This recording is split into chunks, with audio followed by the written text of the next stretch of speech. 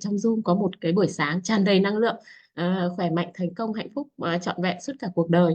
Và cũng xin gửi lời chào và lời biết ơn tới doanh nhân Thanh Tú, doanh nhân Công Minh, doanh nhân Bảo Châu, Thủy Vũ, đã có những cái chia sẻ rất là tuyệt vời trong cái buổi Zoom, và những cái chia sẻ thành công của các anh chị đã tạo động lực cho tất cả mọi người để kiên trì kiên định trên cái con đường hành trình thành công của mình. Thì hôm nay thì rất là xúc động và cũng không có một cái sự chuẩn bị gì trong cái việc chia sẻ ngày hôm nay. Thì tuy nhiên thì Loan cũng rất là vui và cũng rất là muốn lan tỏa những cái mà thành công của mình đến với các anh chị em trong Zoom.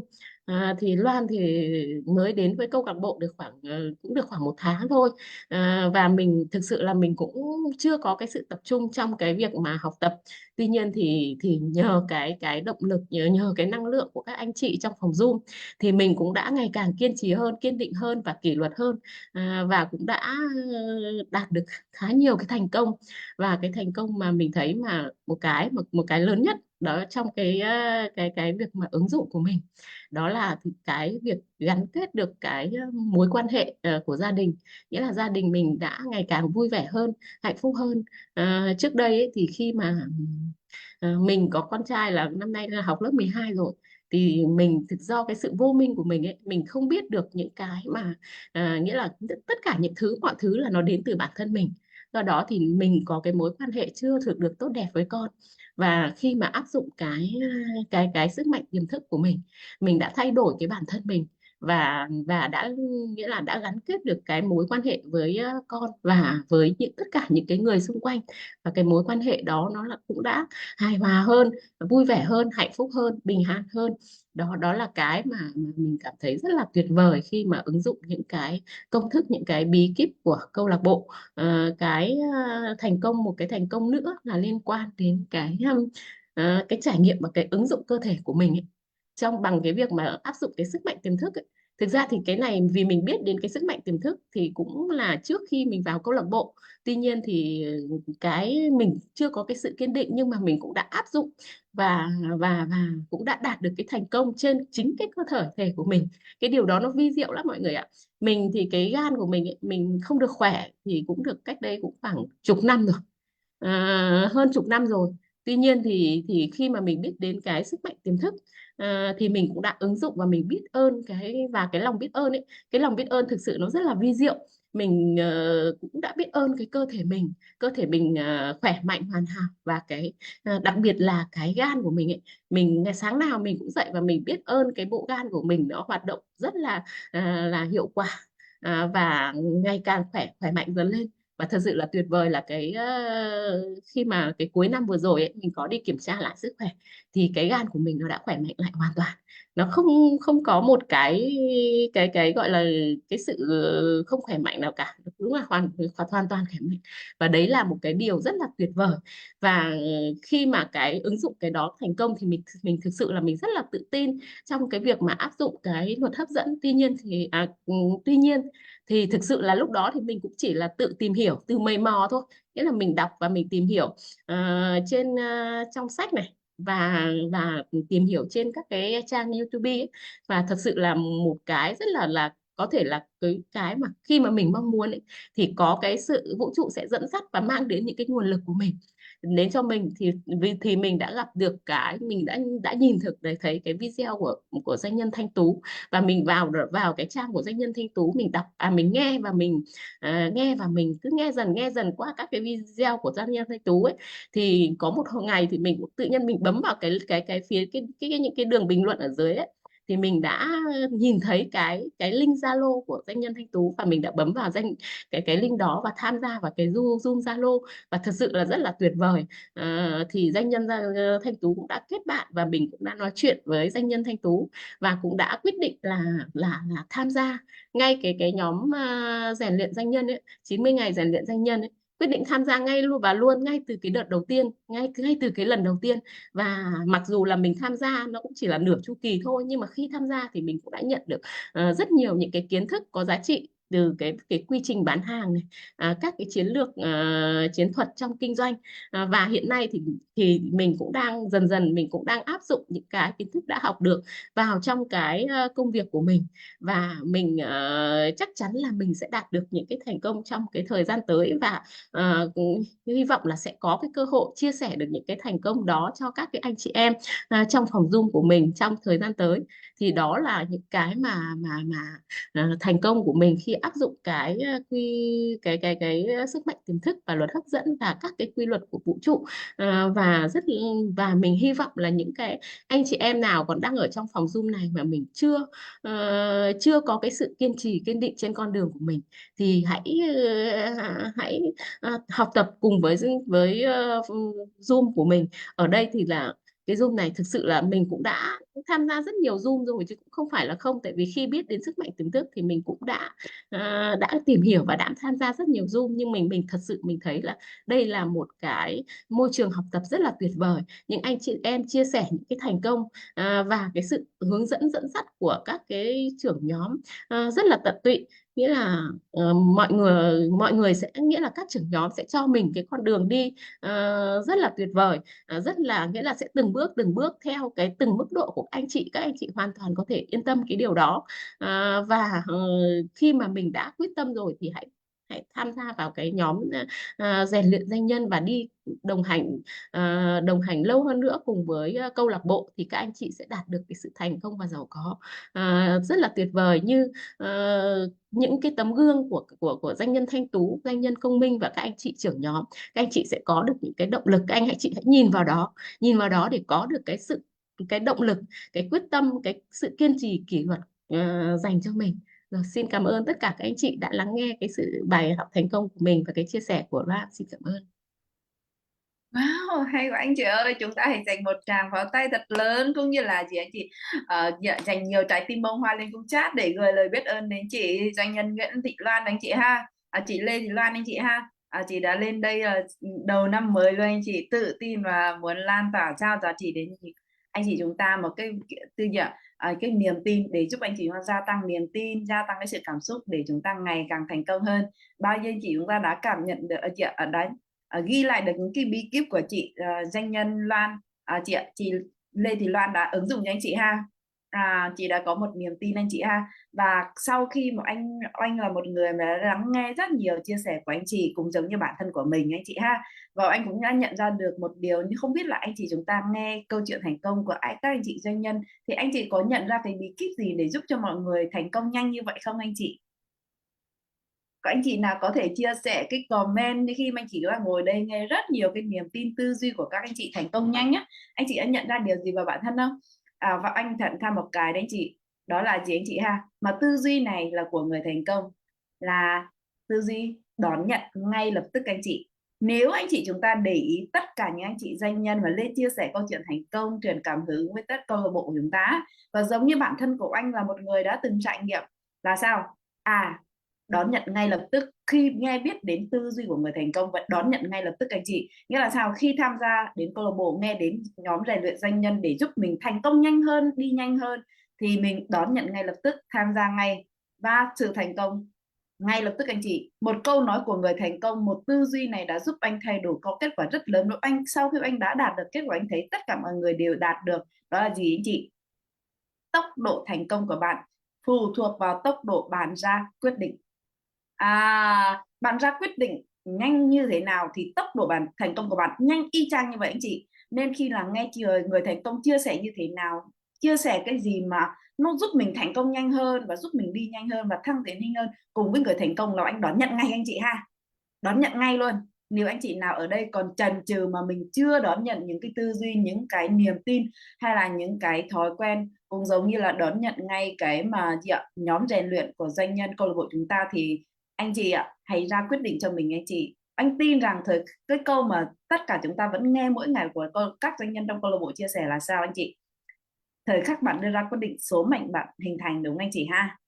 Và anh luôn luôn tin những cái điều tư duy câu lạc bộ luôn, và anh tin hết và anh đón nhận ngay tin tưởng đón nhận ngay và hành động ngay anh chị, hành động ngay có kết quả ngay. Đó cũng là một lời anh chia sẻ thêm để anh chị chúng ta thấy được là nếu ngày hôm nay chúng ta chưa có mặt thì hãy đón nhận anh chị, ra quyết định đi, còn lại mọi thứ để kiếm thức lo, đúng anh chị ha. Ok, xuất sắc quá, cảm ơn chị Lê Thị Loan rất là nhiều đã sáng ngày hôm nay lên đây cống hiến chia sẻ đến mọi người. Rồi cho anh hỏi đến phần tiếp theo là cho anh hỏi có anh chị nào hôm nay là buổi đầu tiên vào câu lạc bộ anh chị, buổi đầu tiên thấy anh không ạ? Buổi đầu tiên tham gia Zoom sáng này, một cái Zoom mà rất là tuyệt vời, nghe câu chuyện thành công anh chị ha, cho anh chị comment số 1 giúp anh đúng không ạ? Anh xin phép làm quen với anh chị đúng không anh chị?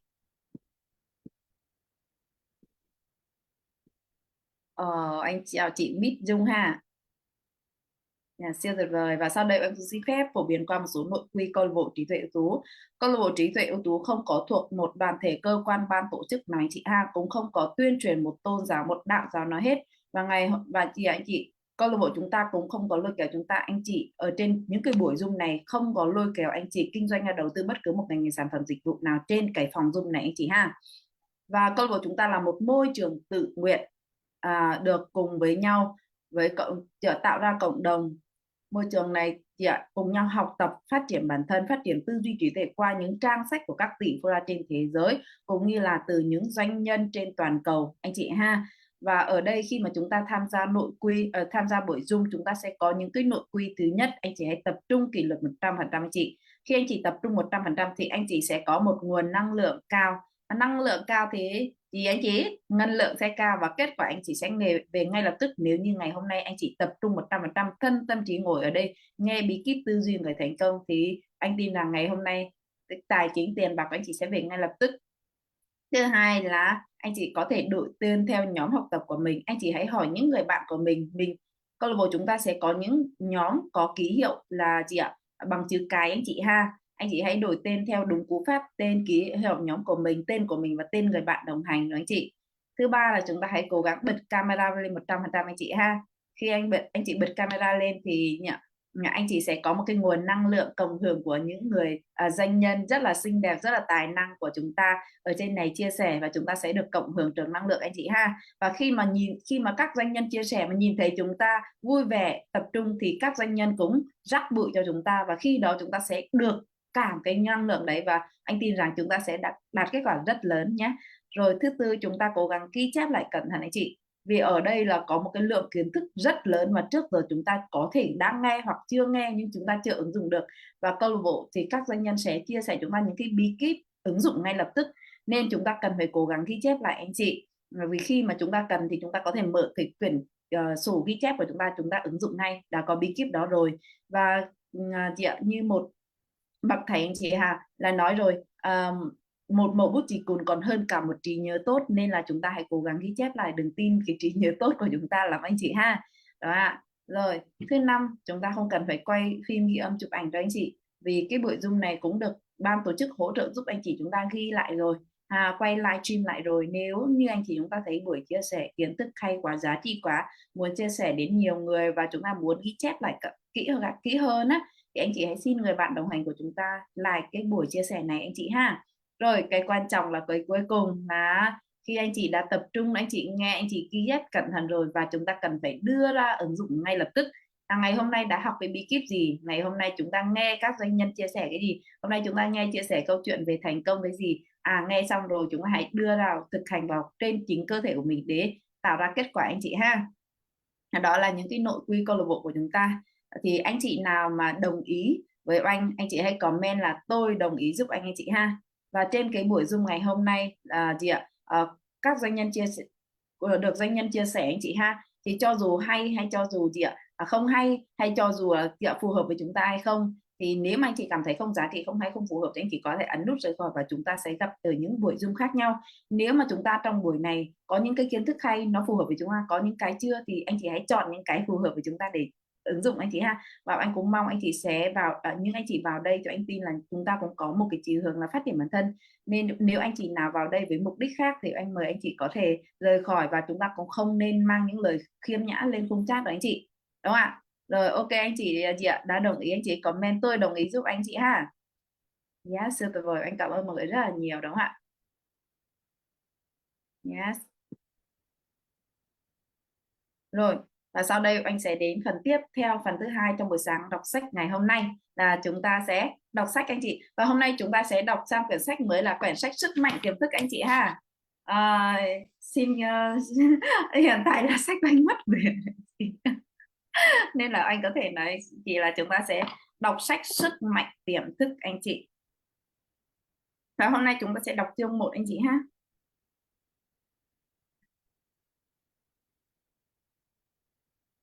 Anh chị đợi anh một xíu.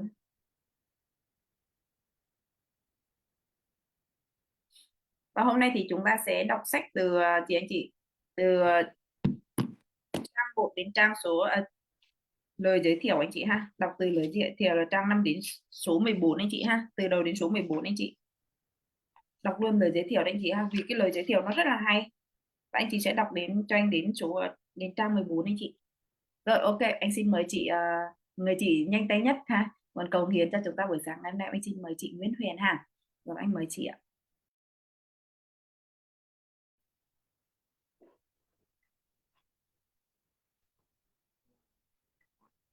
À, đầu tiên mình xin cảm ơn rất là nhiều thanh niên Nhật Anh.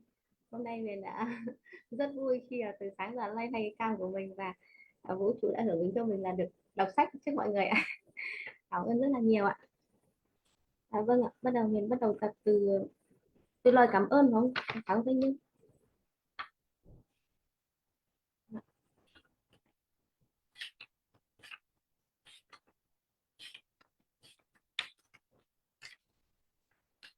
Chị đọc cho anh từ lời giới thiệu luôn chị.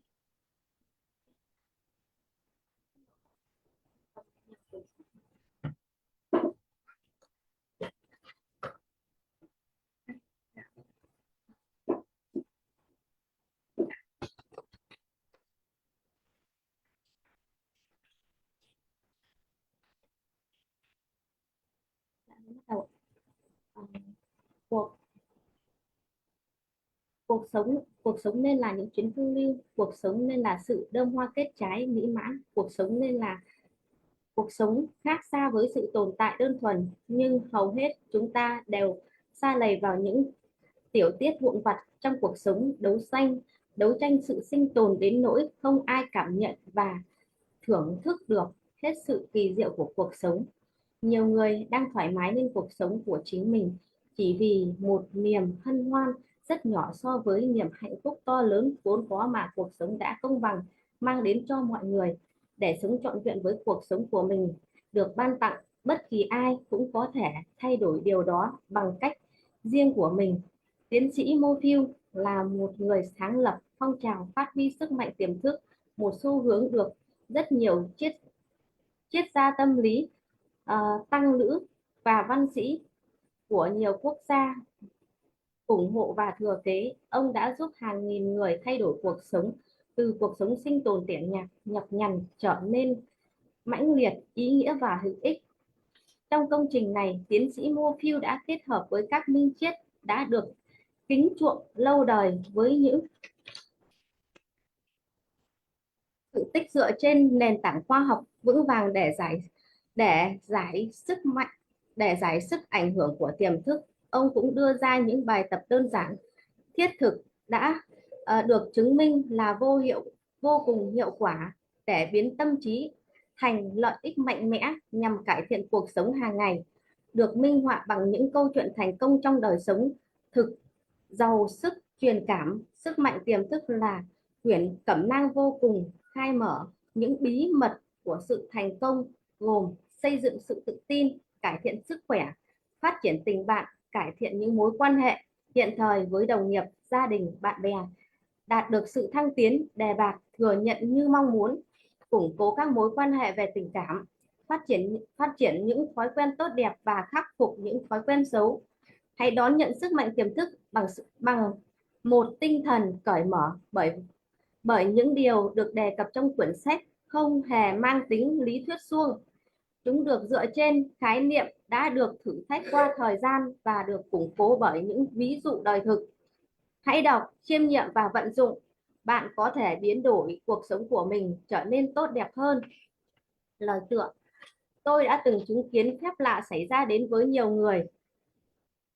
đến với nhiều người thuộc những tầng lớp khác nhau trên thế giới, và tôi đã đoan chắc điều kỳ diệu cũng sẽ đến với bạn nếu như bạn biết cách vận dụng sức mạnh thần kỳ của tiềm thức. Quyển sách này sẽ giúp cho bạn hiểu được rằng chính lối suy nghĩ và những hình tượng quen thuộc sẽ định hình tạo nên một số phận của bạn. Vì đơn giản là suy nghĩ trong tiềm thức của một người thế nào thì họ sẽ như thế ấy. Đã bao giờ bạn tự hỏi tại sao người này buồn rầu còn người kia thì vui vẻ? Tại sao người này sung sướng và thành đạt còn người kia nghèo đói và khốn khổ? Tại sao người này sợ hãi và lo lắng còn người kia thì lại tràn đầy những lòng tin và sự tự tin? Vì sao người này có nhà cửa khang trang, lộng lẫy trong khi người kia không không người kia sống cuộc đời cũng cùng khổ trong một khu nhà ổ chuột? Tại sao người này cực kỳ thành công còn người kia thất bại thảm hại? Tại sao người này đạt được nhiều thành tựu trong công việc khi người kia lao nhọc vất vả cả đời mà chẳng nên trò trống gì? Tại sao rất nhiều người lương thiện phải chịu những nỗi thống khổ đầy đọa tinh thần và thể xác? Tại sao có nhiều kẻ đồi bại, vô đạo đức lại thành công, sang giàu và có sức khỏe tráng kiệt? Tại sao cuộc hôn nhân của người này hạnh phúc còn người kia thì bất hạnh? Phải chăng trong sự vận hành của ý thức và tiềm thức sẽ có câu trả lời cho những vấn đề này? Dĩ nhiên là có. Và chính niềm mong mỏi sâu xa được chia sẻ những đáp án mà tôi đã khám phá ra là động lực thôi thúc tôi viết sách này. Tôi đã cố minh giải những điều căn bản và lớn lao về tâm trí bằng một ngôn ngữ giản dị đời thường nhất có thể. Tôi tin rằng sau khi nghiền ngẫm và áp dụng những phương pháp được đề cập trong quyển sách này, bạn sẽ nắm giữ một sức mạnh thần diệu để tự vực mình khốn khốn bộ, khỏi bối rối, khổ sở, u sầu và thất bại. Nó sẽ dần đưa bạn đến vị trí đích thực của bạn, giúp cho bạn giải quyết được những khó khăn, ngăn bạn khỏi sự câu thúc về cảm xúc và thể chất, và ngăn bạn trên con đường thẳng tắp dẫn đến tự do, hạnh phúc và sự thanh thản tâm hồn. Năng lực thần diệu của tiềm thức tồn tại trước khi chúng ta được sinh ra. Những chân lý về nguyên tắc vĩnh cửu vĩ đại trong cuộc sống cũng được hình thành từ lâu đời. Chính vì vậy mà tôi rất muốn bạn hãy vận dụng sức mạnh tiềm thức biến đổi huyền diệu thần kỳ này để chữa lành những vết thương trong tâm hồn và thể xác, giải phóng bạn khỏi những định hạn về sự nghèo khổ, thất bại, cơ cực. Tất cả những gì bạn phải là hợp nhất tinh thần và cảm xúc với những điều tốt đẹp nhất mà bạn mong muốn. Sức mạnh của tiềm thức sẽ đáp ứng phù hợp. Hãy bắt đầu ngay hôm nay để những điều kỳ diệu sẽ xảy đến trong cuộc đời của bạn. Chương 1. Kho báu bên trong bạn. Tiềm thức luôn có khuynh hướng về cuộc sống, thế nên bạn chỉ cần tác động đến ý thức. Hãy nuôi dưỡng ý thức bằng những nhận thức đúng đắn, bởi tiềm thức sẽ sao chép những kiểu mẫu quen thuộc mà ý thức đã tiếp nhận. Bạn có nguồn tài sản vô giá trong tầm tay, nhưng để có được chúng, bạn phải hé mở được cặp mắt tâm hồn và nhìn ngắm kho báu vô tận bên trong. Ai trong chúng ta cũng có một kho báu mà từ đó bạn có thể lấy tất cả những gì cần thiết để giúp cho bạn sống một cuộc sống vui tươi, hạnh phúc và sung túc. Nhiều người đã bóp chết tiềm năng của chính mình vì họ không biết đến kho báu trí tuệ vô lượng này và tình yêu bao la bên trong họ. Bất cứ điều gì mà bạn muốn, bạn có thể rút lấy từ đó. Một miếng sắt được khử tính từ sẽ nâng được một vật đó trong lượng gấp 12 nó. Nhưng nếu khử từ tính miếng sắt đó đi, nó sẽ không nâng được dù chỉ một cái lông vũ. Tiếp theo khía cạnh đó, chúng ta có hai loại người. Người thứ nhất là nhiễm từ sẽ tự tin và tràn đầy niềm tin. Họ biết họ sinh ra là để thành công và chiến thắng. Còn những người kia bị khử tính từ thì họ luôn lo sợ và hoài nghi. Đứng trước một cơ hội, họ luôn nghi ngờ vào bản thân. Sẽ thế nào nếu mình thất bại? mình có thể mất tiền, người ta sẽ cười mẹo mình. Người thuộc loại này sẽ không tiến xa hơn trong cuộc đời vì không có ý chí tiến thân, nên cuối cùng là họ cứ đứng lì một chỗ. Bạn hoàn toàn có thể trở nên Bạn hoàn toàn có thể trở thành một người nhiễm từ một khi bạn đã khám phá và vận dụng điều bí ẩn quan trọng trong mọi thời đại, bí ẩn quan trọng của mọi thời đại. Nếu có ai đó bảo bạn gọi tên điều bí ẩn quan trọng của mọi thời đại đó, bạn sẽ trả lời thế nào? Năng lượng nguyên tử, du hành liên hành tinh, lỗ đen? Không, không phải những từ đó. Thế thì bí ẩn quan trọng ấy là gì? Ta có thể tìm thấy nó ở đâu? Làm sao ta có thể hiểu thấu và vận dụng nó? Câu trả lời vô cùng đơn giản. Bí mật này chính là năng lực thực hiện điều thần diệu được tìm thấy ở trong tiềm thức của bạn.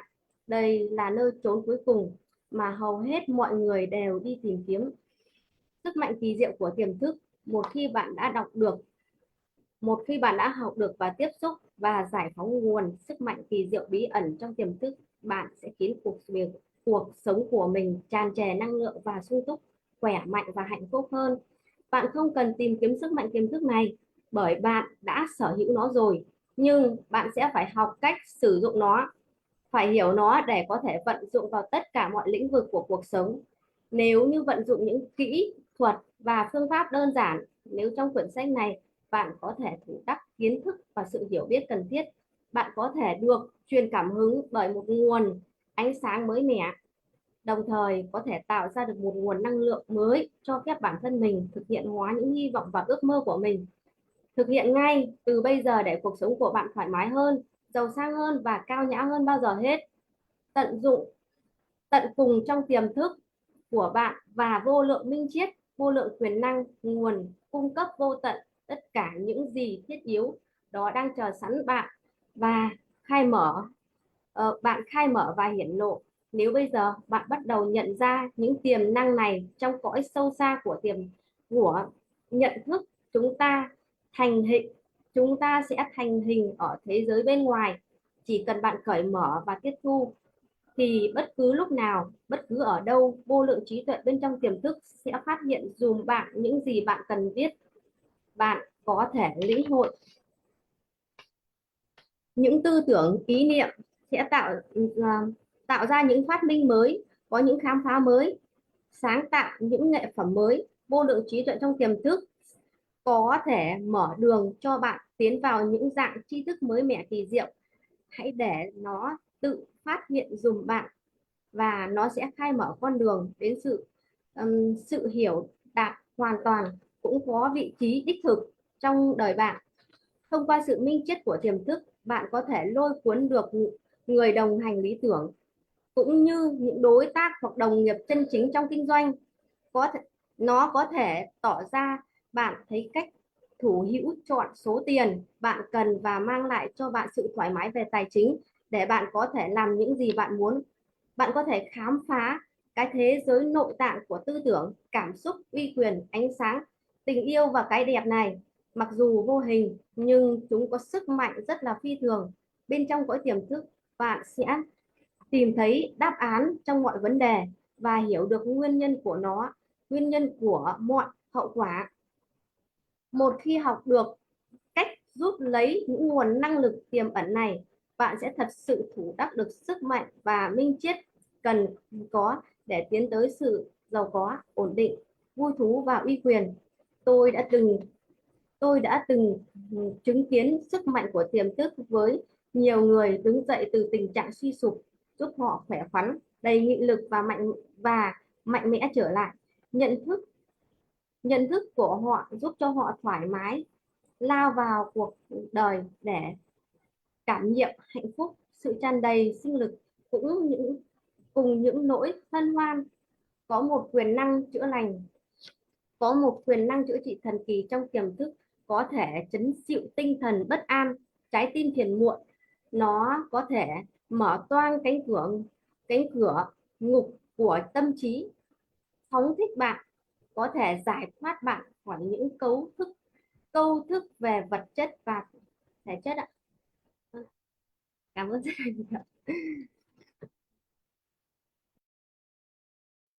Yes, được rồi, cảm ơn chị Nguyễn Hiền rất là nhiều anh chị ha. Chúng ta hãy gửi lời biết ơn cảm ơn trên khung chat đến chị Nguyễn Hiền đã cống hiến đọc sách cho chúng ta trong buổi sáng ngày hôm nay đi anh chị ha. Được không ạ?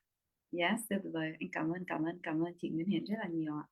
Rồi, và sau đây anh sẽ đến cái phần quan trọng trong buổi sáng ngày hôm nay của chúng ta. Và sau đây anh sẽ kết nối với anh chị chúng ta đến một vị doanh nhân anh chị ha. Siêu tài năng, siêu trẻ, siêu xinh đẹp, siêu diệu xuất chúng anh chị. Vị doanh nhân đã cùng phu nhân của mình đã hỗ trợ và giúp đỡ cho chị ạ. Chia sẻ giúp đỡ cho rất hàng nghìn người anh chị trong câu lạc bộ chúng ta trên toàn cầu đã thay đổi cuộc sống của mình nhờ đã khai phá cái con người phi thường bên trong của mình đấy anh chị. Và hôm nay doanh nhân đã dành cái thời gian công sức cống hiến chúng ta trong buổi sáng ngày hôm nay sẽ lên đây để chia sẻ lại những kiến thức tư duy cũng như là sẽ phân tích kỹ về sức mạnh tiềm thức qua trang sách này đến cho anh chị chúng ta để chúng ta khai phá ra cái con người, cái sức mạnh tiềm thức bên trong của chúng ta để chúng ta ứng dụng vào cuộc sống của mình, để chúng ta cống hiến những cuộc sống của chúng ta từ những con người bình thường nhưng trở nên phi thường anh chị ha. Rồi bao nhiêu anh chị chúng ta đã hào hứng anh chị ơi, để đón nhận những cái bí kíp ngày hôm nay trong buổi sáng ngày hôm nay anh chị đang hào hứng, hãy cho anh thấy được cái sự hào hứng là năng lượng anh chị chúng ta đang mong muốn đón nhận bí kíp này anh chị. Cho anh mượn bàn tay xinh đẹp của anh chị đúng không ạ, và cùng với một nụ cười thật tươi anh chị ha. Đây là nụ cười chúng ta đón nhận đúng không anh chị ha? Bao nhiêu anh chị cho chúng ta đón nhận, hãy dành chàng một tràng pháo tay thật lớn. Và sau đây anh xin mời doanh nhân này lên anh chị ha. Rồi sau đây anh xin mời doanh nhân Huỳnh Ngọc Thanh Tú anh chị ha. Chúng ta dành một tràng pháo tay thật lớn để mời doanh nhân ạ. Anh xin mời doanh nhân ạ.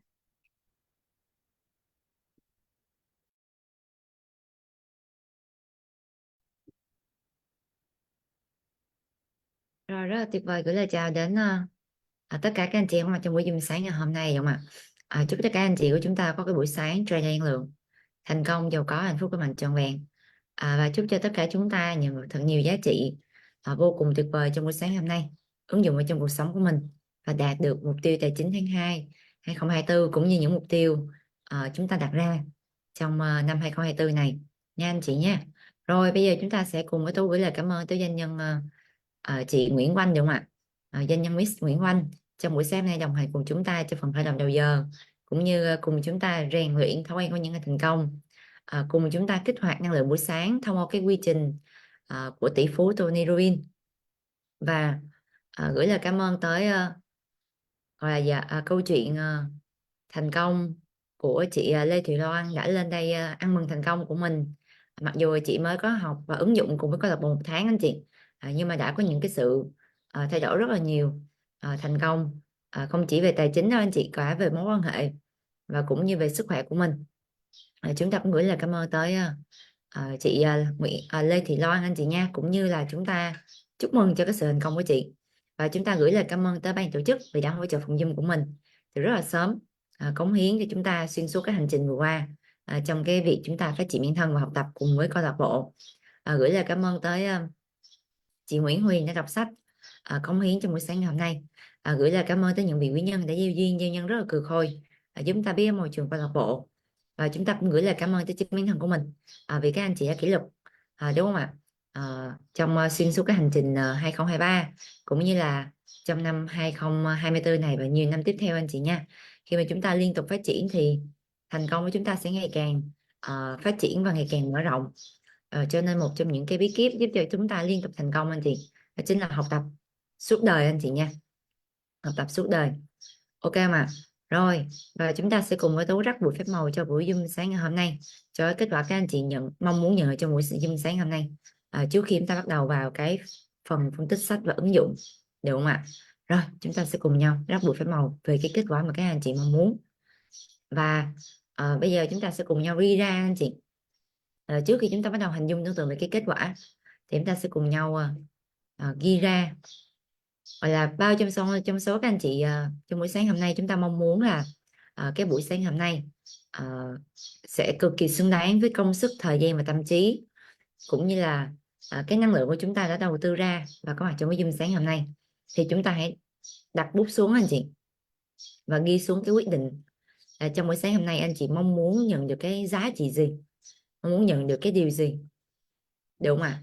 Và chúng ta sẽ ra quyết định bằng cách là chúng ta sẽ trước khi bắt đầu một cái chu kỳ nào của một cái quyển sách nào, hoặc cái chu kỳ 21 ngày hoặc 30 ngày Zoom của câu lạc bộ anh chị, chương trình Zoom của câu lạc bộ, thì chúng ta cũng sẽ đều ghi xuống cái quyết định của mình mà các anh chị mong muốn nhận ở trong cái chu kỳ đấy là gì anh chị nha.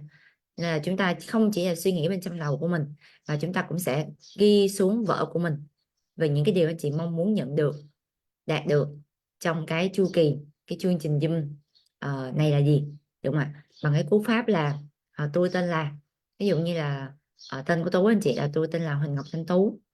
Tôi vô cùng hạnh phúc và biết ơn tiềm thức ở vũ trụ đã mang đến cho tôi những nguồn lực tuyệt vời nhất, những nguồn lực cần thiết nhất, phép màu giúp cho tôi hoàn thành xuất sắc mục tiêu tài chính tháng 2 2024 là bao nhiêu anh chị điền ra nha, và tất cả những mục tiêu năm 2024 một cách nhanh chóng, dễ dàng và thuận lợi nhất, đúng không ạ? Và cái tiếp theo là gì ạ? Là tôi vô cùng hạnh phúc và biết ơn những cái giá trị trong buổi Zoom sáng ngày hôm nay giúp cho tôi chinh phục tất cả mục tiêu của mình.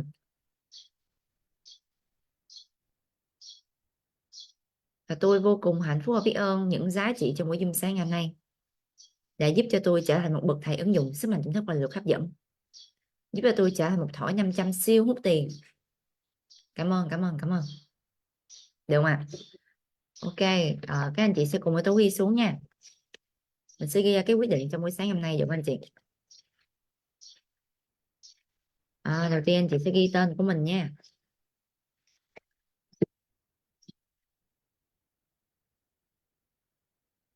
Mình nhớ ghi ngày nha anh chị. Ngày 15 tháng 2 2024.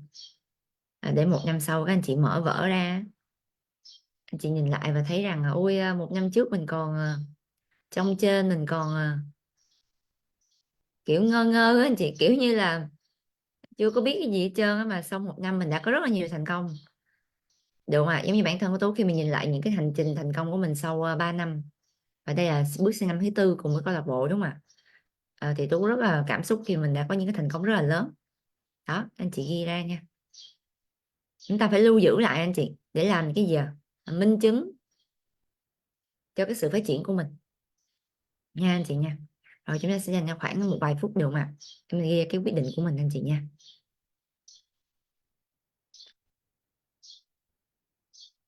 Tú sẽ đọc lại cho các anh chị, được không ạ? Đầu tiên anh chị ghi là tôi tên là, ghi họ tên mình ra, được không ạ? Tôi vô cùng hạnh phúc và biết ơn tiềm thức và vũ trụ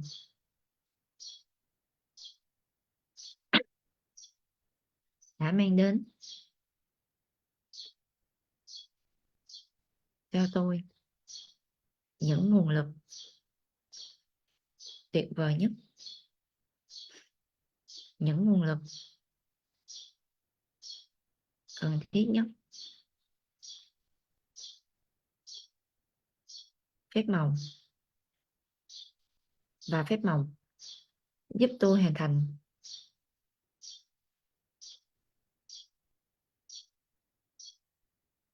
xuất sắc mục tiêu tài chính tháng 2 2024.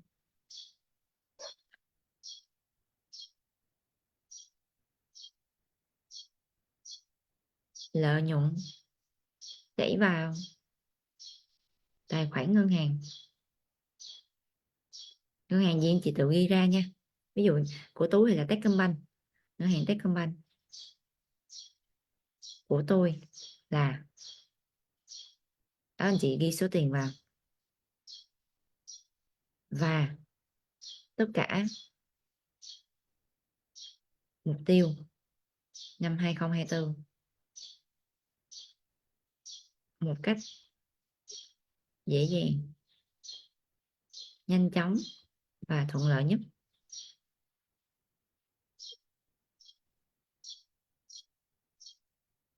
Rồi, và tiếp theo là gì ạ? Tôi vô cùng hạnh phúc và biết ơn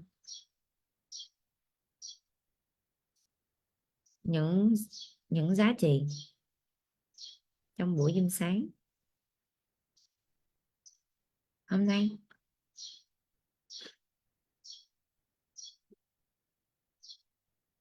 đã giúp cho tôi chinh phục mục tiêu tài chính tháng 2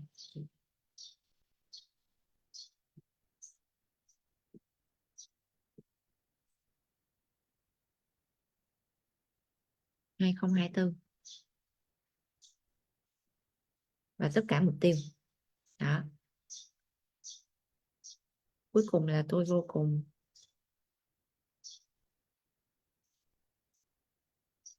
hạnh phúc và biết ơn.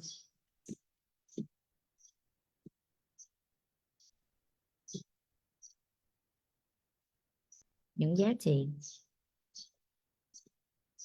trong buổi dinh sáng hôm nay đã giúp tôi trở thành bậc thầy ứng dụng sức mạnh tiềm thức, lực hấp dẫn, siêu 500 hút tiền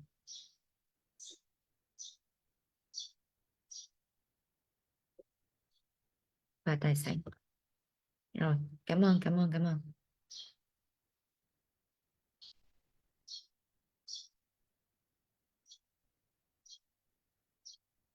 Rồi, thì đó là cái quyết định của mình anh chị nhé. Ok chưa anh chị? Bao trong số anh chị ta đã ghi xong rồi comment tôi rồi. Ở đây là một trong những bí kíp giúp cho các anh chị ứng dụng lực hấp dẫn lực hấp dẫn và sức mạnh tỉnh thức siêu đỉnh đó anh chị. Đó chính là chúng ta cần phải ra quyết định trước khi mình làm bất cứ điều gì nha. Nếu mà chúng ta bắt đầu chúng ta làm mà chúng ta thấy kết quả của nó chưa, cái kết quả mà mình hành động cái gì đó mà nó chưa đạt như mình mong muốn ấy, thì các anh chị phải hiểu rằng là mình chưa ra quyết định rồi, mình làm trong vô thức rồi anh chị nha. Ok không ạ? Rồi giờ chúng ta sẽ dành ra một vài phút nha để chúng ta bắt đầu giờ gửi cái quyết định này vào trong tiềm thức của mình. Hồi nãy mình ghi ra rồi anh chị, bây giờ chúng ta sẽ bắt đầu gửi cái thông điệp này vào trong tiềm thức cũng như là vũ trụ, để cho tiềm thức và vũ trụ biết đây là cái quyết định của mình, đây là cái điều mình mong muốn. Và các anh chị phải nhìn thấy kết quả là các anh chị thấy kết quả của mình thay đổi là mình đã có thu nhập bao nhiêu, mục tiêu về tài chính mình đạt được là bao nhiêu, và cái con người mình trở thành là ai, được không ạ?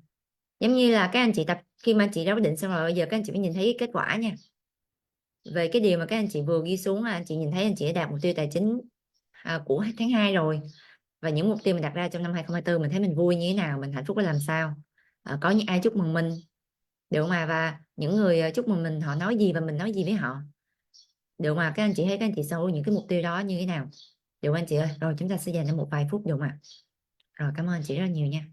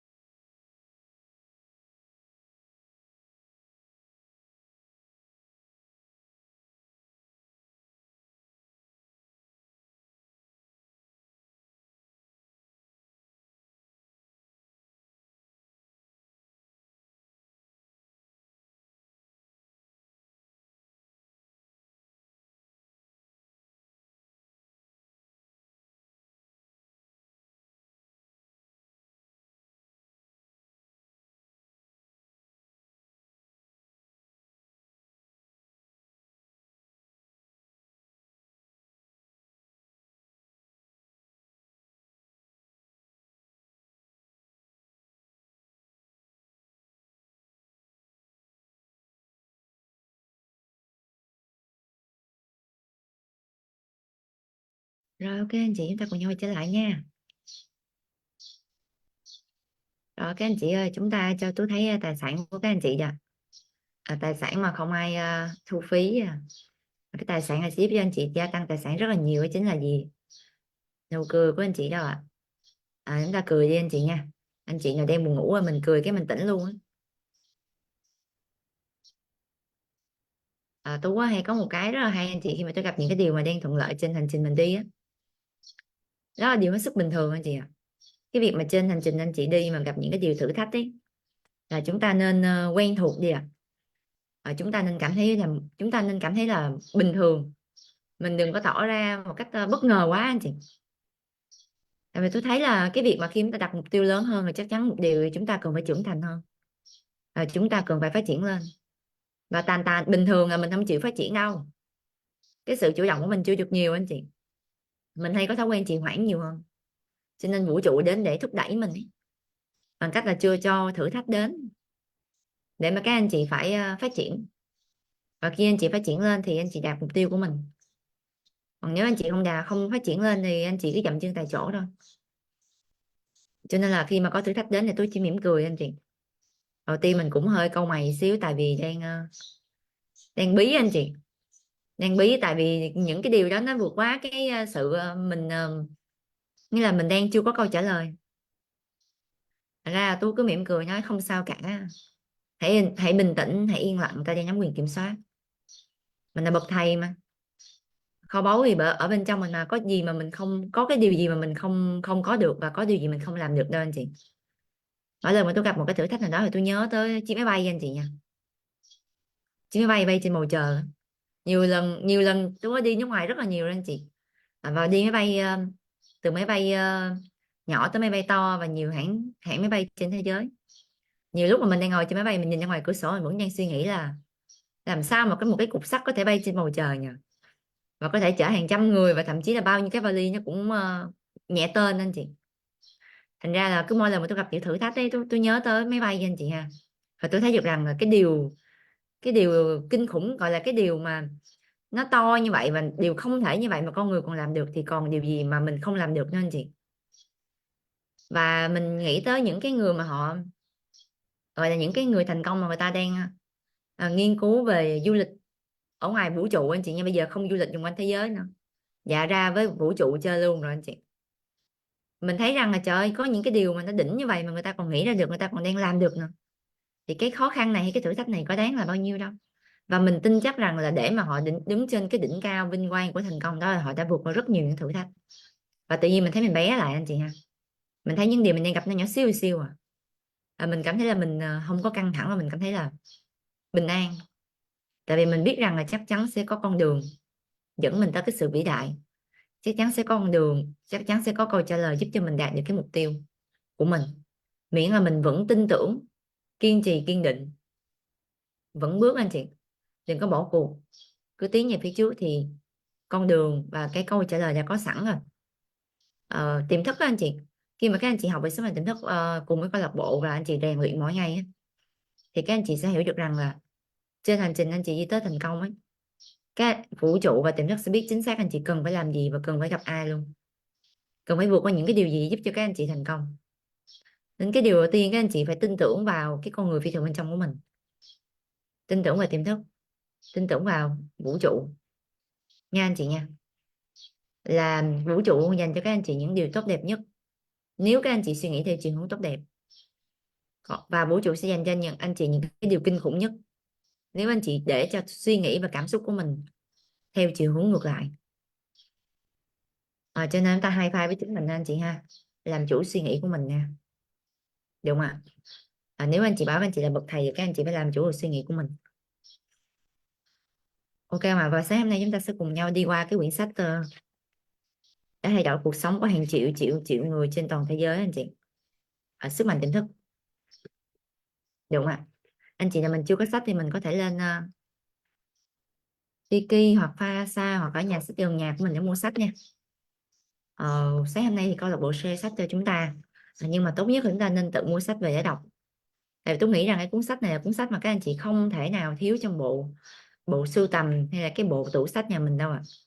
Nên là đừng nói là chị không mua sách lên đọc với câu lạc bộ rồi, đọc sách này 30 ngày em ơi, sau đó đọc quyển khác khỏi mua đỡ tốn tiền. Dạ không. Câu lạc bộ có thể là 2-3 tháng hoặc 3-4 tháng mới quay lại quyển sách này, nhưng mà các anh chị phải chủ động tự đọc ít nhất một ngày một chương, duy trì. Để quan trọng nhất là mình đọc cho mình anh chị nha, chứ không phải đọc vì ai đâu ạ. Đúng không ạ? Và chúng ta sẽ cùng với tôi bắt đầu cái chuỗi hành trình biến mình trở thành một bậc thầy ứng dụng sức mạnh tiềm thức và lực hấp dẫn, cũng như là giúp cho mình có được cái cuộc sống thành công, giàu có, khỏe mạnh và hạnh phúc. Và bao trong số anh chị chúng ta mong muốn là chúng ta sẽ có được những cái lợi lạc, tài lộc, may mắn, tất cả những cái điều mà chúng ta mong muốn sẽ nhanh chóng trở thành sự thật, thay vì mình cứ đi lòng vòng mà mình không có biết con đường. Thì các anh chị comment tôi ạ. Chúng ta cần phải chọn cái con đường nhanh nhất anh chị nha, thuận lợi nhất, đạt tới cái sự viên mãn về hạnh phúc và thành công của mình. Bao trong số anh chị chúng ta cũng mong muốn là những cái mối quan hệ trong cuộc sống của chúng ta sẽ luôn hạnh phúc như ý mình mong muốn ạ. Và bao trong số anh chị chúng ta cũng mong muốn là mình luôn tự tin, tỏa sáng trên từng cái bước chân của mình đi, được không ạ? Cũng như là trong từng cái lựa chọn của mình. Và bao trong số anh chị chúng ta cũng mong muốn là mình có được cái sức khỏe hoàn hảo, và mình có thể làm chủ được cái cơ thể của mình, có được cái vóc dáng, cái cơ thể, sức khỏe như mình mong muốn, cũng như cái làm chủ được cái cảm xúc và năng lượng của mình ạ. Vâng, và chúng ta sẽ cùng nhau trên cái hành trình chinh phục sức mạnh tiềm thức nha anh chị nha, cái con người phi thường bên trong của mình, để trở thành bậc thầy ứng dụng tiềm thức và lực hấp dẫn, được anh chị ơi. Và sức mạnh tiềm thức anh chị là một trong những quyển sách mà bán chạy nhất New York Times nha, là bán chạy nhất nước Mỹ, được không ạ?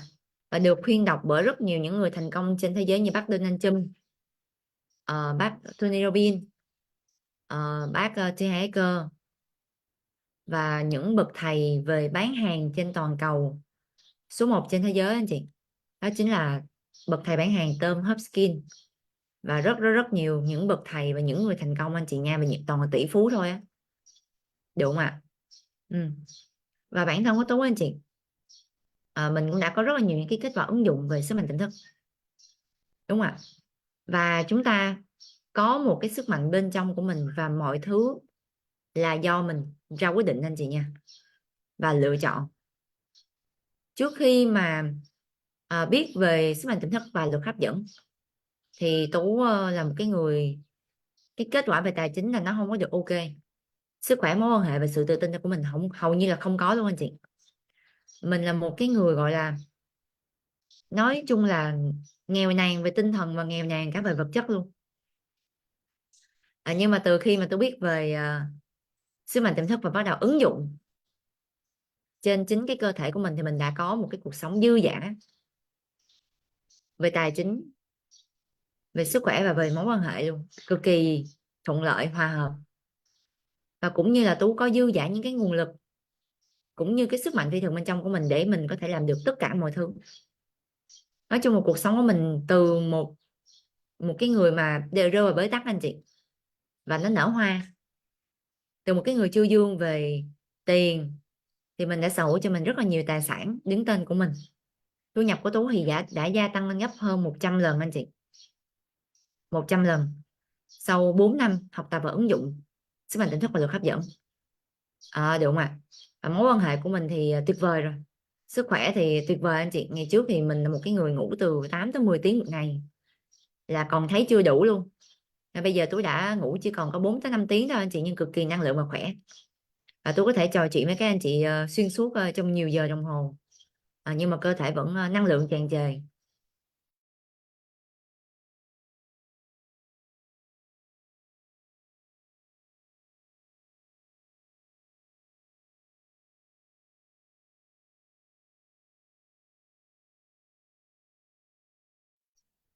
Và mình cũng có những cái mối quan hệ giống anh chị, cũng như mình đã thu hút được cái người bạn đời như mình mong muốn.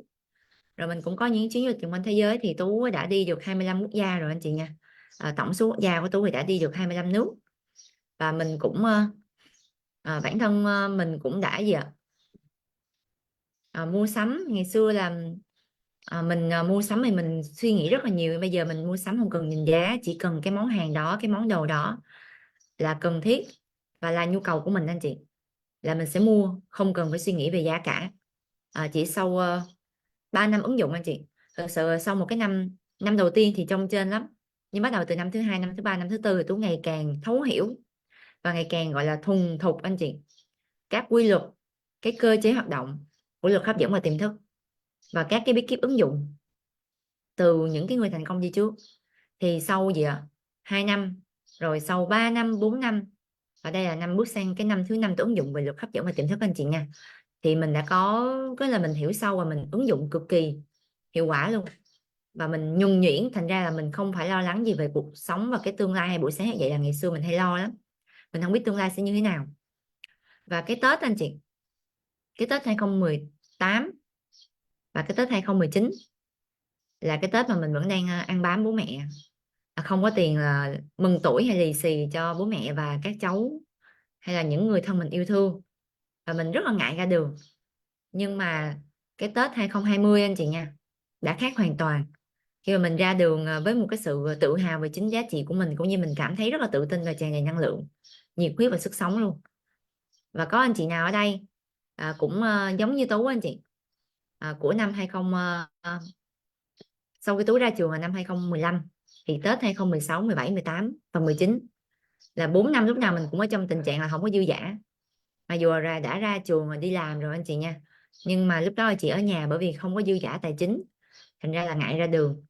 Và mình cũng quyết tâm anh chị, là cái năm thật sự cái năm 2018, 2019 anh chị là cái năm tôi quyết tâm. Sau tôi biết về luật hấp dẫn và tiềm thức ấy, là mình quyết tâm là gì ạ? Vâng, năm nay là mình ở nhà, mình đọc sách, học Zoom.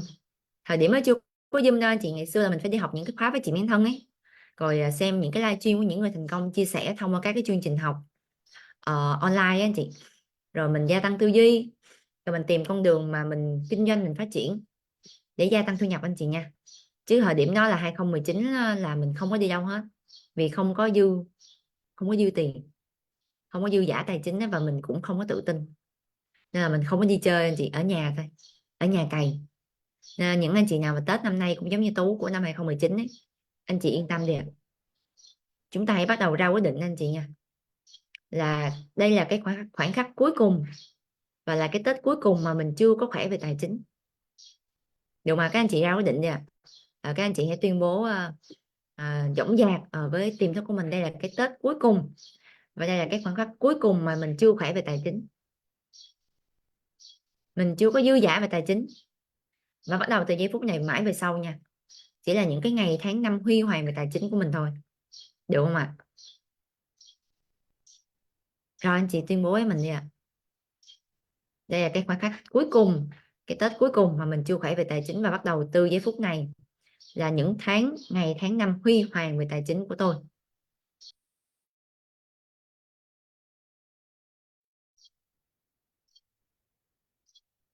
Và Tú anh chị, Tú cũng đã làm được nhờ những cái bí kíp trong quyển sách này anh chị nha. Ôi cái quyển này giống như quyển Cửu Âm Chân Kinh gì đó, tu luyện anh chị. Cho nên là các anh chị hãy bắt đầu cùng đọc và đồng hành với Tú và với câu lạc bộ anh chị nha, để mình ứng dụng mỗi ngày. Rất là nhiều bí kíp trong đây anh chị, về mua bán, về kinh doanh nè, về mối quan hệ, về sức khỏe nè, thu hút người bạn đời lý tưởng nè, thu hút cái số tiền anh chị muốn nè, trở thành con người anh chị muốn trở thành, và giúp cho các anh chị, những anh chị nào mình đang thiếu cái sự tự tin ấy, mình chưa có tự tin ấy, thì tất cả mọi thứ anh chị mà chúng ta muốn có trong cuộc đời này đều có trong quyển sách này. Và quan trọng nhất là chúng ta không cần phải đi tìm cái sức mạnh này ở đâu hết. Dạ vâng, nó nằm ở trong đây nè, nó nằm trong từng cái tế bào trong cơ thể của anh chị, chứ nó không nằm ở ngoài nha, nên anh chị yên tâm đi không có cần phải đi vay mượn hay đi mượn của ai đâu, được anh chị ơi. Nên là việc của chúng ta là cần cùng với Tú và câu lạc bộ đi từng level một nha anh chị nha. Bao trong số anh chị chúng ta sẵn sàng rồi, comment tôi sẵn sàng đi ạ. Trong đây nhiều ekip á anh chị ơi, nên là các anh chị cứ yên tâm nha, yên tâm là mình chưa tự tin rồi mình mong muốn thăng tiến coi trong công việc của mình, mối quan hệ, rồi những cái thói quen chưa tốt của mình những thói quen mà chưa tốt của mình muốn khắc phục. Dạ vâng, có trong đây hết. Việc của anh chị là bắt đầu cam kết tham gia có mặt đầy đủ trong các cái buổi Zoom sáng và tối cùng với tối vào câu lạc bộ anh chị nha, để chúng ta sẽ cùng nhau rèn luyện những thói quen mới cho mình, cùng nhau xây dựng cái sự tự tin bên trong, và chúng ta sẽ học cái cách để khai phá được con người phi thường bên trong của mình, sức mạnh phi thường bên trong của mình. Tại vì kho báu bên trong mình anh chị, các anh chị cần hé mở cặp mắt trong tâm hồn thôi nha, để sẽ tìm thấy, được không ạ? Hé mở cặp mắt tâm hồn và chúng ta sẽ nhìn ngắm cái kho báu bên trong của mình, được không ạ?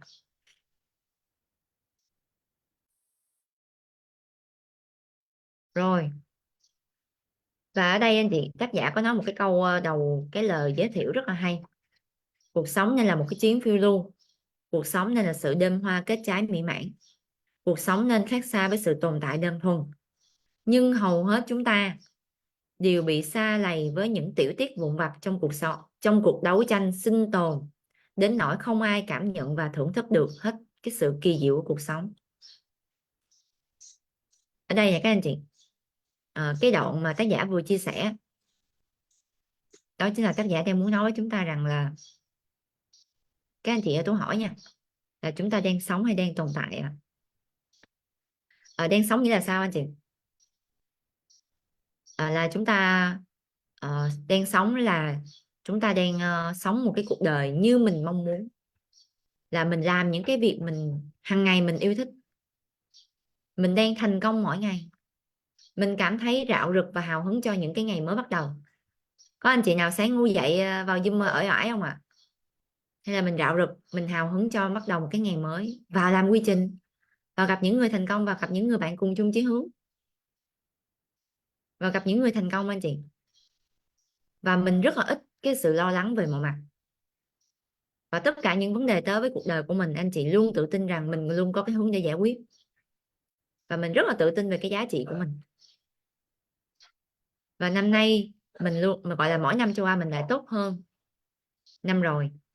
Công việc kinh doanh thì ngày càng thành công, và mọi thứ đang nằm trong cái tầm tay của mình, và chúng ta có quyền quyết định anh chị, và mình không có bị phụ thuộc vào người khác và những cái lời nói xung quanh của những người xung quanh, và chúng ta sống là hưởng thụ, và chúng ta sống cuộc sống và cái cuộc đời như mình mong muốn, thì đó gọi là chúng ta đang sống nha. Còn tồn tại là mình đang sống dưới cái quyền kiểm soát của người khác, dưới cách nhìn và những cái sự quyết định của một ai đó. Sáng đi làm, chiều tối về, ăn cơm uống nước đi ngủ, cơm áo mặc cả ngày, quần áo mặc cả ngày anh chị. Tồn tại nó khác với sống lắm anh chị nha. Mặc dù là mình cũng cố cười, mình cũng cố gắng làm theo ý người khác, là cũng cố gắng nỗ lực này kia, nhưng mà mình cảm thấy không có được hạnh phúc. Và mỗi ngày trôi qua mình đều có những cái sự lo lắng vô hình. Ngủ dậy không ai làm gì cũng thấy lo, cả ngày chỉ ngồi nghĩ vu vơ cũng thấy lo, và lo tương lai, lo về cái Tết sắp tới, lo về cái tháng tới, rồi năm tới, rồi 10 năm tới. Mỗi ngày trôi qua luôn sống trong cái sự cười, nhưng mà miệng cười nhưng mà trong lòng hoang mang và bế tắc. Vậy là các anh chị, tôi hỏi là các anh chị đang sống hay đang tồn tại à? Đang sống hay đang tồn tại anh chị ơi?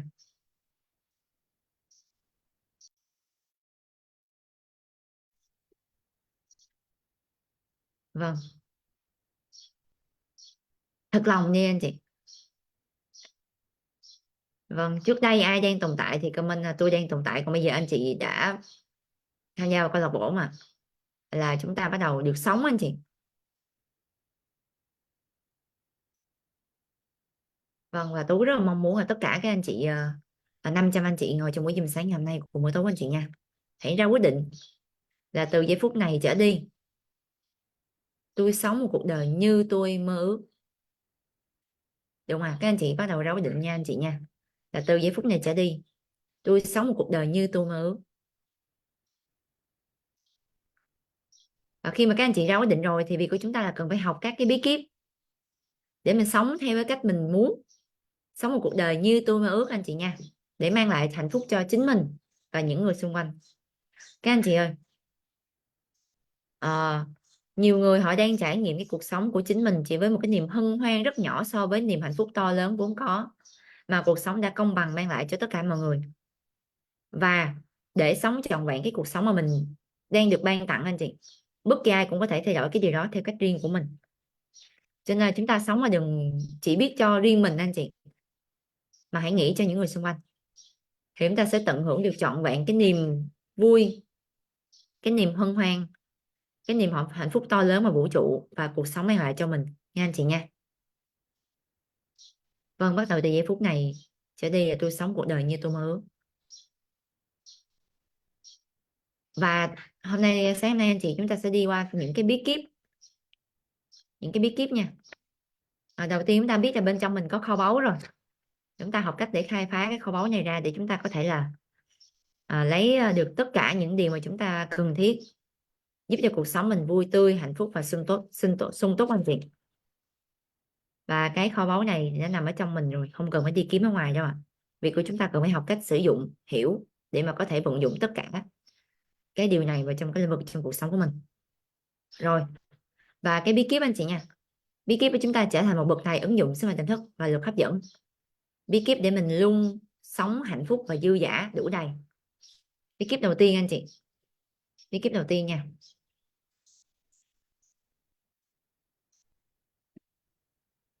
Cái bí kíp nào mà chúng ta làm cùng với Tú và câu lạc bộ ít nhất 2 lần một ngày đâu ạ. Sáng tối. Bí kíp gì anh chị ơi? Làm ít nhất 2 lần một ngày đâu ạ.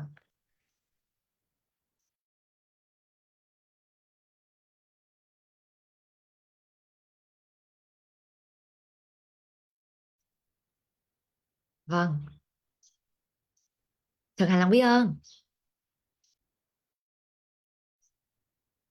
nha. Thực hành lòng biết ơn anh chị. Anh chị ghi vào đi ạ.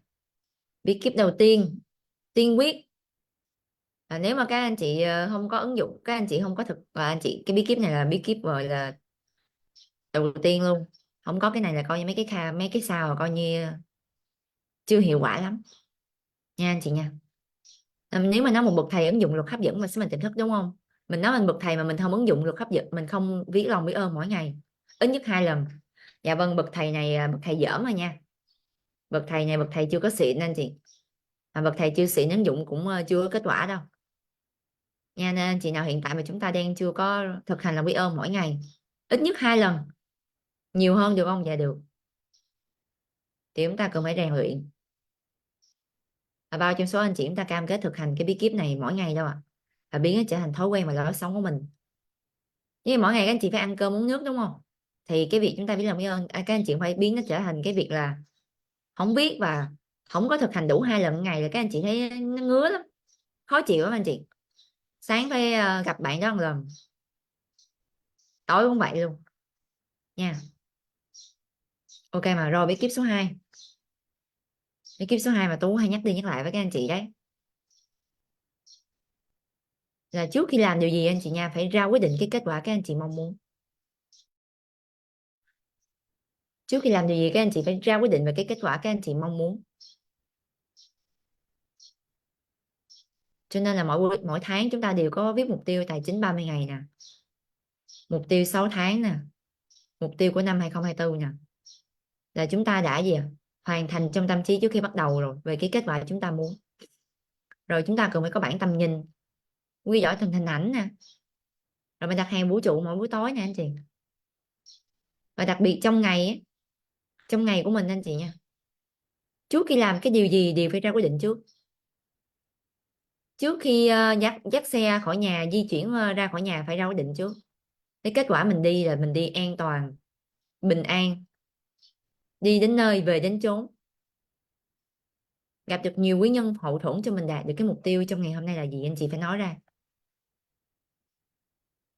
Chứ không phải là mình để tiềm thức của mình chống quơ chống quắc ở không có làm gì hết ấy. Cái xong anh chị cứ bang anh chị đi ra đường, xong rồi va cái này va cái kia, xong anh chị nói hôm nay chắc bước xuống giường chân trái hay sao á, nên hôm nay không có hên.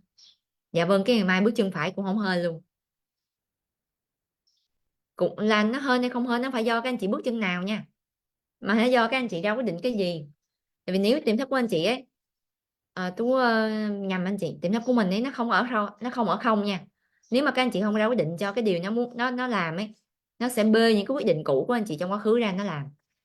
Đó là thật thì. Nên tại sao anh chị thấy là một ngày của mình không cái chuyện này thì ta cũng tới chuyện kia, nếu các anh chị không có rắc bụi phép màu cho ngày mới, rắc bụi phép màu cho cái kết quả các anh chị mong muốn nhận được trong buổi sáng ngày hôm nay, hay là trong cái việc các anh chị muốn làm. Rắc bụi phép màu là gì? Là ra quyết định cái kết quả trước khi làm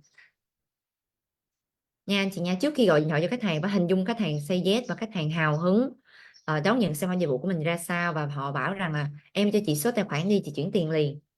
Cho mình thấy cái kết quả là hình ảnh khách hàng chụp số tiền gửi qua cho mình. Ngày xưa có thể là mình chưa có biết về cái điều này, các anh chị có thể là làm một cách vô thức, là cứ cầm máy lên gọi khách hàng vậy. Bây giờ biết rồi, phải ra quyết định anh chị nha. Rồi trước khi mà đi ngủ phải ra quyết định, ngày mai mà dậy đúng giờ vào Zoom sáng, chứ không mình ngủ lèo tới 6 giờ luôn anh chị nha. Ăn cơm cũng vậy, ra quyết định là mình có một cái bữa cơm, những hạt cơm phép màu, bữa ăn nhiệm màu anh chị, gia vị nhiệm màu đấy. Ăn hạt cơm hay là ăn cái bữa cơm này ăn tới đâu ấy, thì cơ thể tiếp thu dinh dưỡng tới đấy, và mình có một cái cơ thể năng lượng, học tập và làm việc hiệu quả nha anh chị nha. Nên cái bí kíp số 2 các anh chị phải rèn luyện, đó chính là các anh chị cần phải ra quyết định trước khi anh chị làm bất kỳ điều gì, phải lựa chọn cái kết quả, phải biết cái kết quả mình muốn đạt được là gì trong ngày hôm nay, trong cái việc này, trong ngày hôm nay, trong cái tuần này, trong cái tháng này, trong cái năm này, và trong cái quý này, và trong cái năm này. Phải rèn luyện trở thành thói quen được không anh chị ơi? Bao trong số anh chị ta nắm rõ bí kíp số 2 rồi, comment tôi dạ.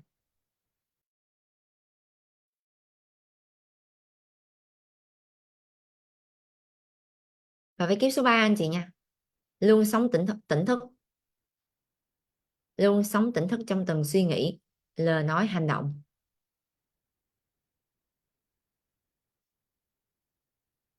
và tương tác cảm xúc với những điều mà hướng tới cái kết quả mà mình mong muốn. Bí kíp số 3 anh chị, luôn sống tỉnh thức trong từng suy nghĩ, lời nói và hành động, và tương tác cảm xúc với những điều mà hướng tới cái điều và cái kết quả các anh chị muốn. Tỉnh thức á, để mà chúng ta lựa chọn những cái điều đúng đắn anh chị nha, suy nghĩ, nói và hành động, và có cái cảm xúc với những cái điều mà giúp cho các anh chị đạt được cái mục tiêu của mình. Có nghĩa là các anh chị phải nhận ra là những cái điều mình đang nghĩ, những cái điều mình đang nói, những cái điều mình đang làm, cảm xúc mình đang có hiện tại, có giúp cho các anh chị có đang hướng về cái kết quả các anh chị muốn hay không. Ok, ngày trước không biết, thích nghĩ gì nghĩ, thích nói gì nói, thích làm gì làm, vui thì cười, không vui cũng thì buồn, vui thì cười, không vui thì khóc, không thì than. Ok, ngày trước sao cũng được, bây giờ biết rồi thì phải thay đổi anh chị. Có một cái câu nói á anh chị, đời thay đổi khi ta thay đổi anh chị nha. Nên là ngày trước có thể anh chị không biết, anh chị vô thức đi, hay là các anh chị vô minh, chúng ta sao cũng được, bây giờ mình biết rồi, phải tỉnh thức. Chứ lắm lúc có nhiều anh chị á, là không có tỉnh thức ha, miệng thì nói nhưng mà tay thì làm cái khác, thành ra có nhiều anh chị cầm cái chìa khóa xe xong rồi lơ quơ hỏi cái để chìa khóa xe đâu không biết luôn, mà rõ ràng bảo mới để đây, nhưng mà ai về để ngoài xe anh chị, chưa rút vô nhưng cứ nói hồi nãy mới thấy để đây, đúng không à?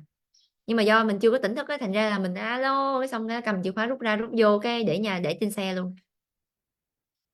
Nếu lúc nào mà các anh chị thấy mình làm cái này mình quên cái kia, hay là mọi việc nó cứ cuốn vào nhau anh chị, là các anh chị biết là mình đang sống hơi vội vàng, hơi chưa có tỉnh thức lắm nha anh chị. Hay ví dụ đang vui đi, ví dụ như năm mới Tết đến thì đang ăn Tết, chúc Tết vui vẻ, mùng 1 mùng 2 mùng 3, cái ra tới mùng 4 bắt đầu lo tới cái tiền vậy. Ôi tới ngày đóng tiền ngân hàng rồi, tới ngày đóng tiền học của con rồi, tới ngày đóng tiền nhà, tiền cửa, tiền tiền điện, tiền nước, đủ cái tiền trên đời ấy. Rồi bắt đầu ra làm kinh doanh, bắt đầu nghĩ tới ui, không biết kinh doanh năm nay thế nào đây, chứ năm vừa rồi thất thu quá, không biết ra năm thế nào đây ta.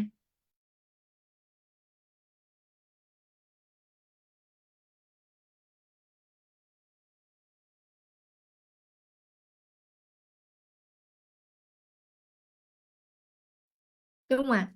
Mùng 1, mùng 2, mùng 3 Tết đang vui hừng hực khí thế chào đón năm mới xuân sang rồi, năng lượng tích cực. Cái vừa mà ra khỏi Tết một cái quay lại trạng thái ban đầu, anh chị bắt đầu lo lắng. Thì những lúc nào mà chúng ta thấy mình đang hào hứng xong mình không vui là mình biết rằng mình chưa tỉnh thức nha anh chị nha. Thì chúng ta phải ứng dụng ngay quy luật quy tắc 60 giây, 60 giây tới 90 giây anh chị. Theo dõi suy nghĩ của mình ngay, cảm xúc của mình.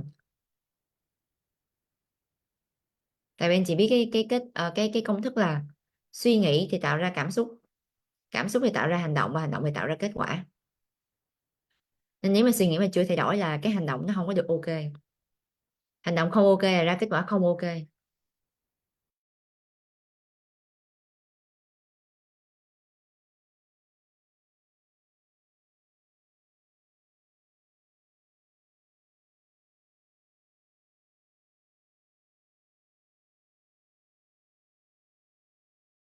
Nên mình sẽ có cái quy tắc 60 giây anh chị nha, để mà mình thay đổi cái suy nghĩ của mình. Cao lắm là 90 giây thôi, không để quá lâu. Và mình cần phải rèn luyện. Nghĩa là mình chỉ được phép cho mình chìm đắm trong cái suy nghĩ đó, cái vấn đề đó 60 giây thôi, 90 giây thôi. Còn nếu mà sau 60 giây mà 90 giây mà các anh chị không có thoát ra được nha, cứ chìm đắm trong đó hoài, thì các anh chị phải tự ý thức được rằng là mình đang trực tiếp kêu gọi những cái điều giống tương tự như vậy nè, nó đến nhiều hơn. Một khoản tiền là mình lo, nó sẽ thu hút nhiều khoản hơn nữa để mình lo hơn. Bao trong số anh chị chúng ta thấy là mình từng rơi vào cái trạng thái như vậy. Hết chuyện này tới chuyện kia, chuyện này chưa xong chuyện kia lại tới. Chuyện này đang lo, đang chìm đắm trong cơn say, đang mê man, rồi đang bế tắc, tự nhiên lại thêm cái chuyện này chuyện nọ chuyện kia nó kéo tới lũ lượt anh chị. Thậm chí tới mức mà nhiều lúc mình gào thét, mình nói là còn bao nhiêu điều tệ hại tới với tôi luôn đi, đúng không ạ? Còn bao nhiêu cái điều nào mà nó ông trời, có nhiều anh chị ngày xưa hay nói như vậy nè: ông trời còn cái điều nào kinh khủng hay là còn những cái gì ông muốn trừng phạt tôi, ông muốn mang đến luôn đi. Dạ không phải đâu, nhiều khi vũ trụ tiềm thức cũng bức xúc lắm anh chị. Vũ trụ hay ông trời ông bức xúc nói: ủa, quy luật của vũ trụ bạn gọi đến mà, tôi chỉ là say yes thôi, tôi chỉ đồng ý và cho thêm thôi. Tự nhiên bây giờ bạn bảo là còn nhiêu cho đến luôn đi. Nhưng mà không phải anh chị ha, mà do chúng ta chìm đắm trong cái đó, và cái não bộ của mình nó chỉ tập trung vào vấn đề, thành ra nó sẽ hút vấn đề hơn. Luật hấp dẫn là cái gì giống nhanh hút nhau mà, nên là bên trong anh chị có gì bên ngoài anh chị sẽ thu hút cái điều đó về với mình nhiều hơn nha. Các anh chị có quy tắc 60 tới 90 giây là phải thoát ra, chỉ cho phép mình chìm đắm trong cái vấn đề đó, suy nghĩ đó 60 giây 90 giây thôi.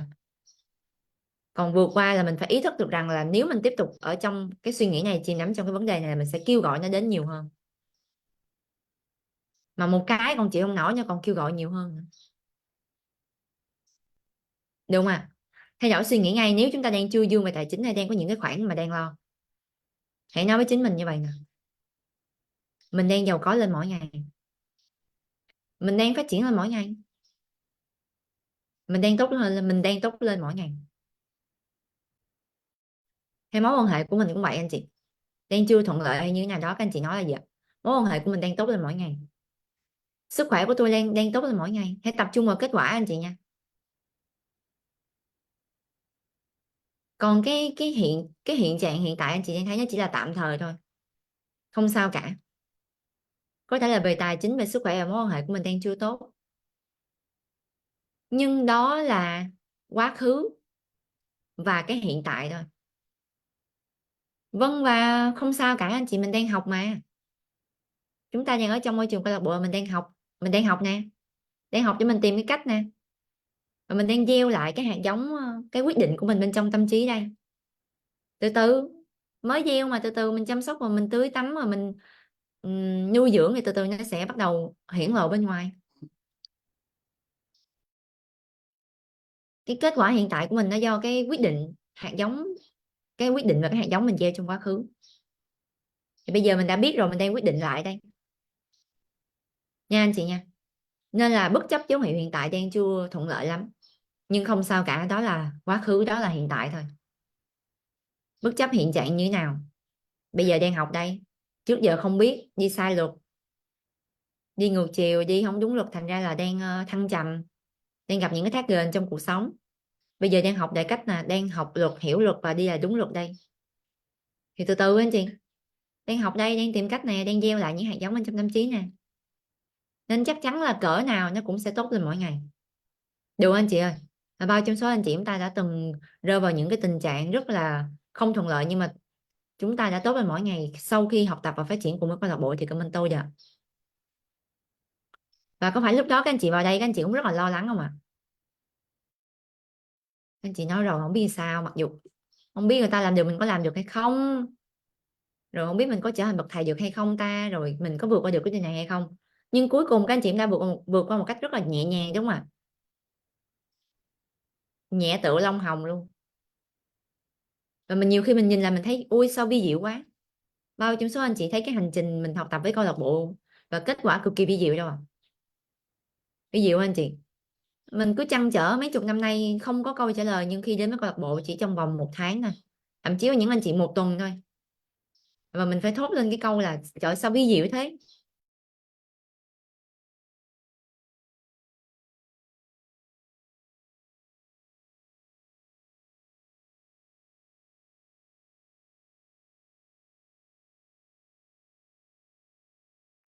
Đúng không ạ?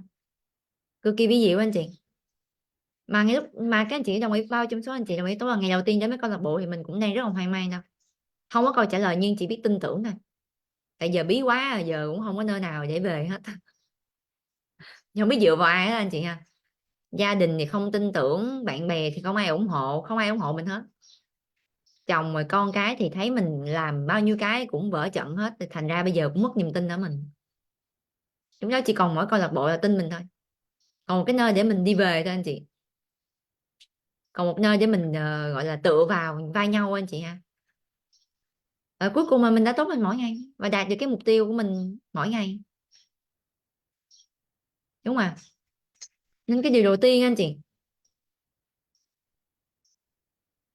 cần phải thay đổi suy nghĩ nha, cần phải thay đổi suy nghĩ trước, được không ạ? Cần phải thay đổi suy nghĩ của mình trước, chứ bây giờ bên trong mà suy nghĩ của mình chưa thay đổi, cảm xúc của mình chưa thay đổi, sao nó ra cái hành động được?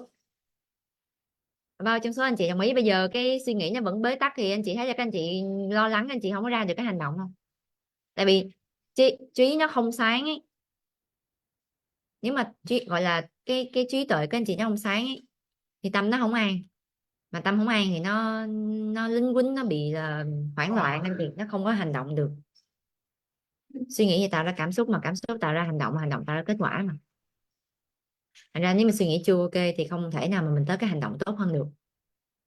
Nên đầu tiên anh chị phải làm chủ được cái suy nghĩ của mình, phải thay đổi cái suy nghĩ của mình hướng tới cái kết quả anh chị muốn trước thì hành động mới ra được nha. Cho nên chúng ta có một cái ứng dụng trong cái bí kíp số 3 này anh chị. Cái bí kíp mà gọi là chúng ta phải luôn làm chủ cái tâm trí của mình nha, luôn tỉnh thức.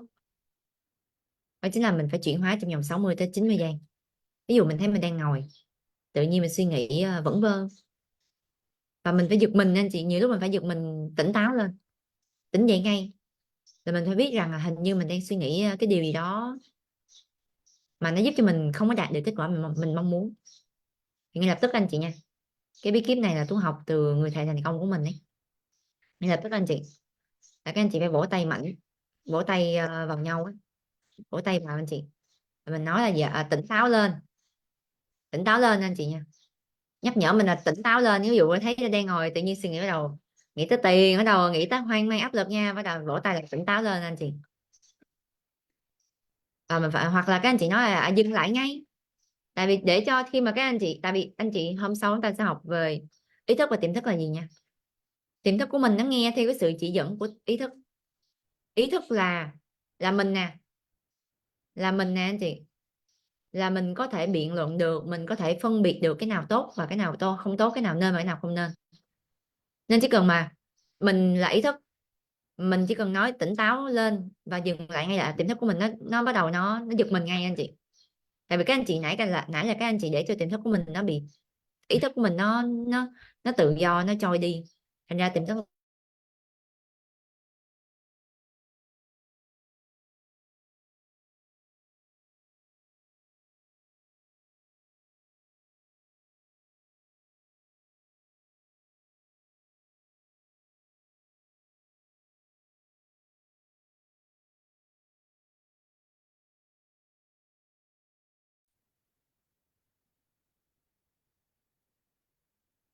được không ạ? Chứ là tôi đã từng ứng dụng và bản thân tôi anh chị ơi, 1 năm rưỡi đầu tiên tôi cũng trông trên lắm, cảm xúc lên xuống, rồi không có tự tin, rồi suy nghĩ nghi ngờ mình, không biết mình có làm được hay không. Và những cái năm đầu, gọi là 1 cái năm đầu tiên anh chị, tôi phải liên tục huấn luyện mình. Cho nên những anh chị nào cũng đang như vậy, anh chị yên tâm đi ạ. Chúng ta chỉ mới bắt đầu thôi anh chị, phải kiên trì kiên định nha, rồi mình cũng sẽ làm được thôi, rồi mình cũng trở thành bậc thầy thôi anh chị, được không anh chị? Chúng ta hãy những lúc mà chúng ta đang ngồi suy nghĩ vẩn vơ, hãy tự thức tỉnh mình anh chị nha, tỉnh táo ngay, dừng lại ngay, tỉnh táo lên, dừng lại ngay, và bắt đầu ra quyết định lại: tôi là người thành công, tôi là người giàu có, tôi đang tốt lên mỗi ngày, tôi đang giàu có lên mỗi ngày, được không ạ? Tôi đang thành công lên mỗi ngày, tôi đang phát triển lên mỗi ngày, ok không anh chị ơi? Phải ra quyết định lại, ngược lại với những cái điều các anh chị muốn ngay, để tiềm thức nó biết rằng là hồi nãy là này, cái quyết định này chủ nhân nói giỡn nha, này mới đúng nè. Còn mà các anh chị để nó chìm đắm qua khỏi 90 giây là tiềm thức có tưởng nó, tại vì anh chị biết không, tiềm thức ấy và vũ trụ nó có cái thời gian chờ, chứ nếu mà không có thời gian chờ anh chị biết cái điều, thì thế giới này sẽ cực kỳ không an toàn nha, nếu mà bất kỳ ai nghĩ gì mà cũng ra cái đó. Nên là tiềm thức và vũ trụ luôn có cái thời gian chờ cho các anh chị là suy nghĩ lại và quyết định lại là có nên thực thi cái này hay không. Cho nên anh chị thấy có những quyết định của anh chị á, nó ra liền, nhưng có những cái là nó không có ra luôn. Ừ. Cho nên là các anh chị có 60 tới 90 giây, bao trong số anh chị chúng ta nắm được cái bí kíp số 3 rồi, comment tôi rồi, và cách ứng dụng bí kíp số 3 anh chị nha, tỉnh táo lên và dừng lại ngay, được không ạ? Nhắc nhở mình liền,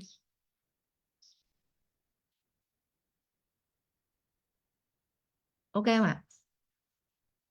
Rồi, và đó là 3 cái bí kíp anh chị nha, trong cái nội dung sáng hôm nay, được không ạ?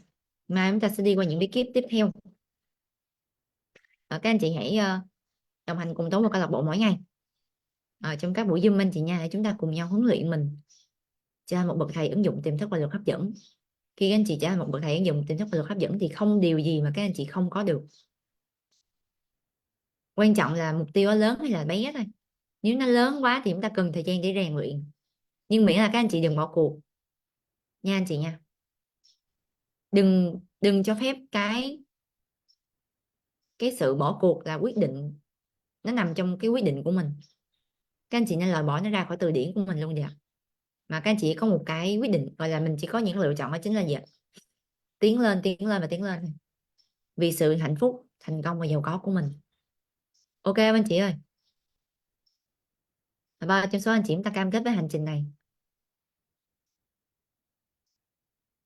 gọi là làm cho tới khi nào mình thành công và mình đạt được cái cuộc sống như mình mong muốn thì thôi, và thậm chí là ngày càng phát triển lên nữa, thì comment tôi ạ.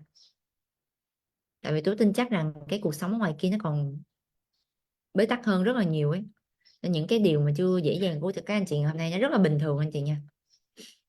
Hãy tự tin lên anh chị, các anh chị có câu lạc bộ rồi mà, nên là không gì là không thể, được anh chị ơi? Ok, rồi chúng ta sẽ kết thúc buổi Zoom sáng hôm nay anh chị nha. Bây giờ các anh chị sẽ cùng với Tú thực hành lòng biết ơn, viết nhất 10 điều biết ơn trong buổi sáng ngày hôm nay. Và trước khi thực hành lòng biết ơn, chúng ta sẽ cùng nhau rắc bụi phép màu cho ngày mới, cho cái kết quả các anh chị mong muốn nhận ở trong cái ngày hôm nay. Sáng, trưa, chiều, tối các anh chị hãy đi qua cái ngày thành công của mình trong tâm trí của mình trước khi bắt đầu. Sáng nay sau khi kết thúc Zoom sáng thì các anh chị làm gì? Các anh chị thấy mình đạt được kết quả gì? Anh chị đi đường thuận lợi nè, có một hợp đồng nè, hay là như thế nào đấy? Hãy lướt qua cái ngày của mình trong hôm nay á, trong tâm trí của các anh chị, và các anh chị hình dung tưởng tượng bây giờ là 10 giờ tối, các anh chị đang ngồi tổng kết thành công cùng với Tú và câu lạc bộ trong cái Zoom đặt hàng vũ trụ ấy. Các anh chị đã tổng kết những thành công gì và các anh chị khoe lên nhóm khi mà làm quy trình 19 giờ 30 buổi tối là gì, được không anh chị ơi? Rồi sau đó chúng ta sẽ dành ra 10 phút tiếp theo là viết ít nhất 10 điều biết ơn, đúng không ạ? 5 phút rắc bụi phép màu và 10 phút viết ít nhất 10 điều biết ơn. Ok anh chị ơi? Rồi, cảm ơn anh chị rất là nhiều đã đồng hành cùng Tú và câu lạc bộ trong buổi sáng hôm nay. Giờ chúng ta sẽ cùng nhau thực hành tiếp theo thói quen của những người thành công anh chị nha. Rồi cảm ơn anh chị rất là nhiều ạ.